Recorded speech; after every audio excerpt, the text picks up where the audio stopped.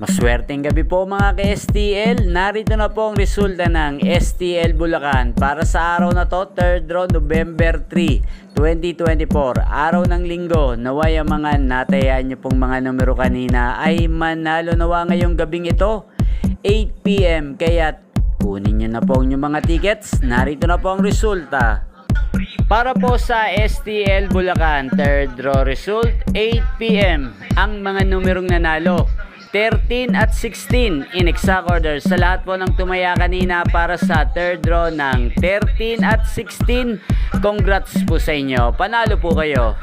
Shoutout po natin si Mang Carlo Aberilla, shoutout po sir.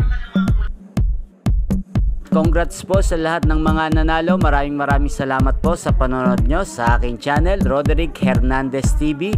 Huwag pong kalimutang mag-subscribe. Thank you for watching.